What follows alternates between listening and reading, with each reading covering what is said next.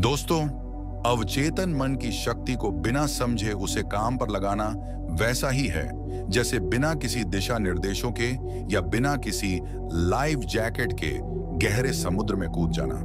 हमारा अवचेतन मन कोई घोड़ा भी नहीं है जिस पर हम सवार होकर लगाम खींचे और अपने सपनों की मंजिल तक पहुंच जाए। ये उतना सरल नहीं है जितना हम सोचते हैं। अवचेतन मन की गहराई को समझना और उसे सही दिशा में मोड़ना ही असली चुनौती है। चाहे आज आप कितने ही बड़े हो गए हों, एक पल के लिए अपनी आंखें बंद करके अपने बचपन के उन दिनों को विजुअलाइज करें। याद कीजिए जब आपके स्कूल में डॉक्टर्स की टीम सभी बच्चों को माता का टीका लगाने आई थी और कितने ही बच्चे डरकर स्कूल से भागने में सफल हो गए थे। वह नजारा जैसे ही आप सोचते हैं, एक सेकंड में आंखों के सामने आ जाता है। याद करें जब सभी को स्कूल में चॉकलेट मिली थी लेकिन आपको नहीं, और आपने घर जाकर रोते रोते अपनी मां को बताया था।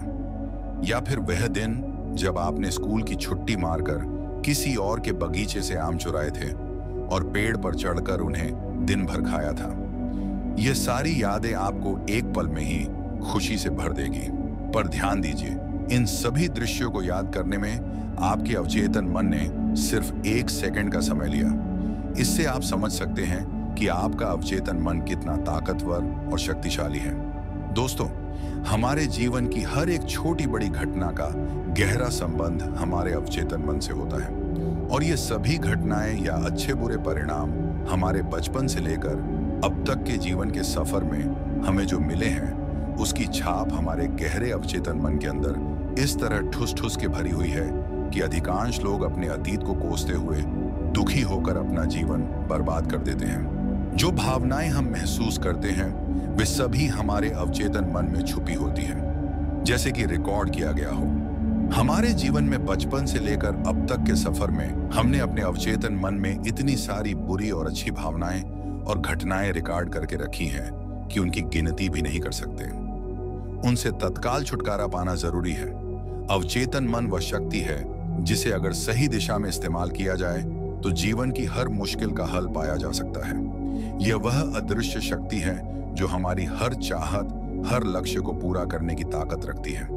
यह हमारी सोच से कहीं अधिक शक्तिशाली है, लेकिन इसका सही इस्तेमाल करना एक कला है जिसे समझने और अपनाने की जरूरत है। दोस्तों, मनुष्य के जीवन में जितनी शक्ति और सामर्थ्य होता है, उसका सबसे बड़ा स्रोत उसका अवचेतन मन होता है। यह वह अदृश्य शक्ति है जो हमारे हर निर्णय, हर भावना और हर क्रिया के पीछे काम करती है।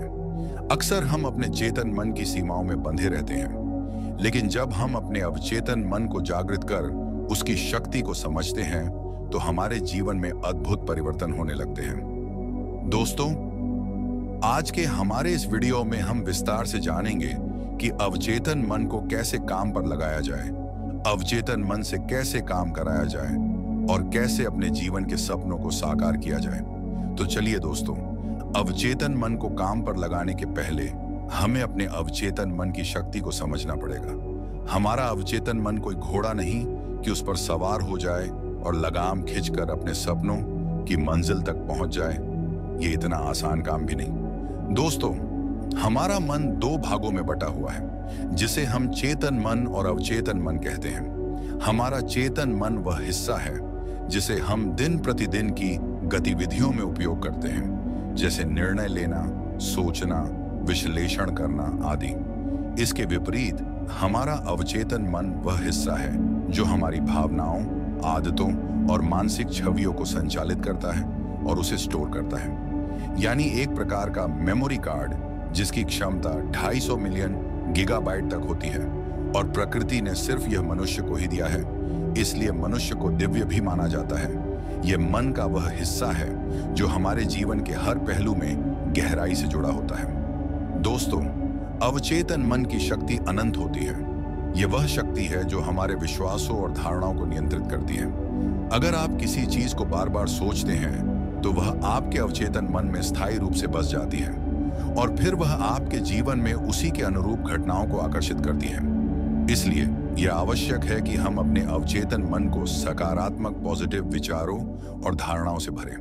दोस्तों, अवचेतन मन को काम पर लगाने के पहले हमें उसे जागृत करना पड़ेगा।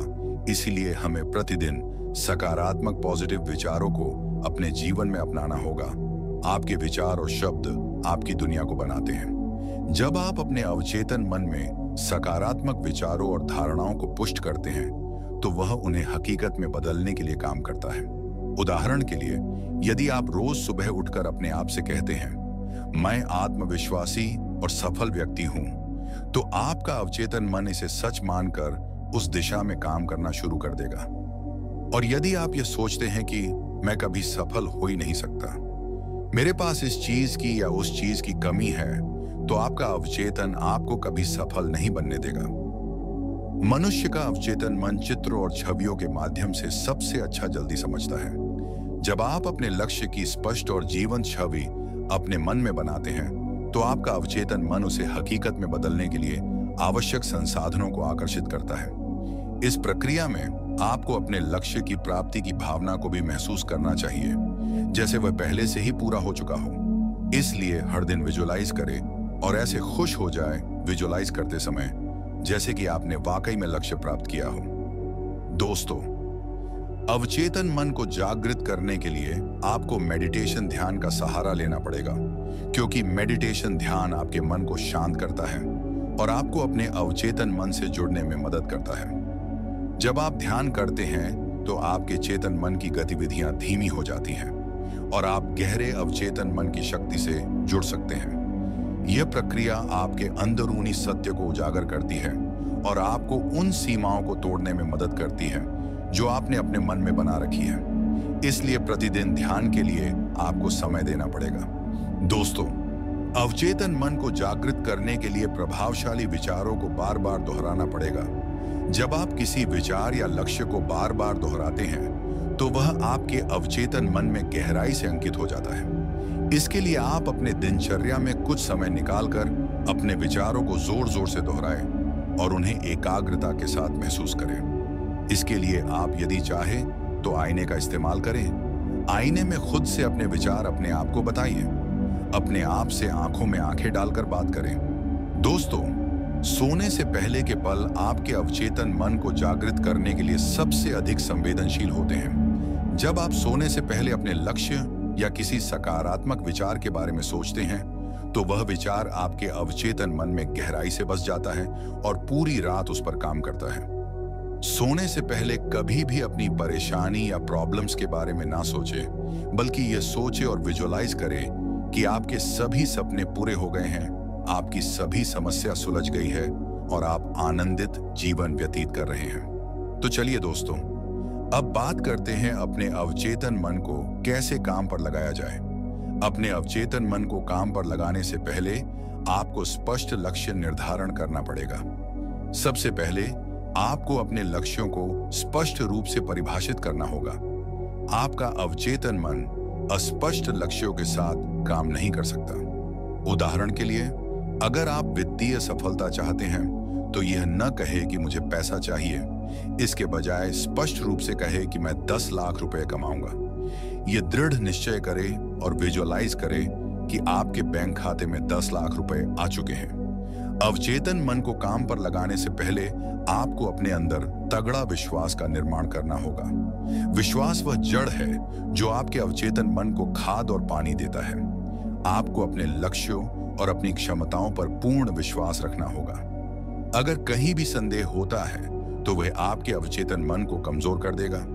इसीलिए अपने भीतर गहराई से विश्वास का निर्माण करें कि आप जो चाहते हैं उसे प्राप्त कर सकते हैं। अगर आपने थोड़ी सी भी हार मान ली, तो परिणाम विपरीत होंगे।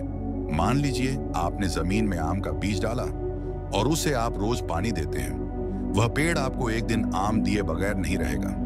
ठीक वैसे ही आपने अगर पैसों का बीज अपने अवचेतन में डाला, तो समय पर आपको पैसे ही मिलेंगे।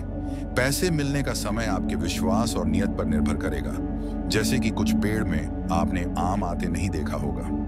अवचेतन मन को काम पर लगाने से पहले आपको अपने नकारात्मक विचारों का परित्याग करना होगा। अवचेतन मन नकारात्मक और सकारात्मक दोनों विचारों को एक समान रूप से ग्रहण करता है। इसीलिए नकारात्मक विचारों को अपने मन में जगह न दें। जैसे ही कोई नकारात्मक विचार आता है, उसे सकारात्मक विचार से बदल दें। ये सच है कि मानव मस्तिष्क में प्रतिदिन 60,000 से भी ज्यादा विचार आते हैं और उनमें से 99% विचार नेगेटिव होते हैं। इस पर आपको ज्यादा काम करना होगा जितना हो सके।